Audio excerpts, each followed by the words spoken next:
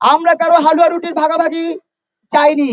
আমরা বিএনপির যুগপৎ, আওয়ামী লীগের মহাজোট, কমিউনিস্টদের বাম জোট, অমুকদের গণতন্ত্র মঞ্চ, অমুকদের অ্যালায়েন্স সবকিছুকে বুড়ো আঙ্গুল দেখিয়েছে, কারণ তারা কেউ জনগণের কথা ভাবে না।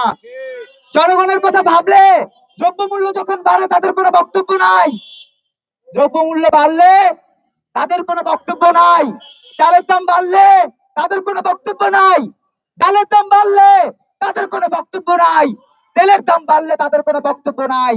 তাদের বক্তব্য শুধু গণভোট দাও, নির্বাচন দাও, আরো বেশি করে হালুয়া রুটি খেতে দাও, আরো বেশি করে রূপায়ণের ট্রেড সেন্টারটা আমাদেরকে দিয়ে দাও, আমাদেরকে একের পর এক সারা দেশ দখল করবার সুযোগ করে দাও।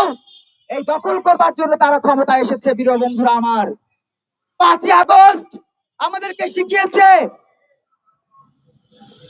বিশ্বাস সবাইকে করা যায় না।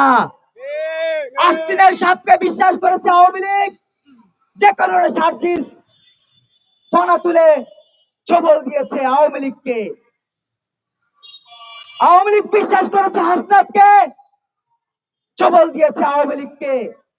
জনগণ বিশ্বাস করেছে এই সব শিক্ষার্থীদেরকে, যারা আজ অস্ত্র নিয়ে ঘোরে, যারা আজ গানম্যান নিয়ে ঘোরে, যারা আজ নীলা মার্কেটে ওয়েস্টিনে হাঁসের গোস্ত খেতে চায়, তারা জনগণকে প্রতারণার মধ্য দিয়ে, জনগণের সাথে প্রতারণার মধ্য দিয়ে একটা রাম রাজত্ব তৈরির অপচেষ্টা চালাচ্ছে। প্রিয় বন্ধুরা আমার, তাদের জন্য এই কালো পতাকা, এই কালো পতাকা তাদের জন্য যারা বাঙালি, বাংলাদেশ স্বাধীনতা, বিজয় দিবস, বীরাঙ্গনা, বীর মুক্তিযোদ্ধা, বীর শ্রেষ্ঠদেরকে অপমান করছে দেশে বিদেশে।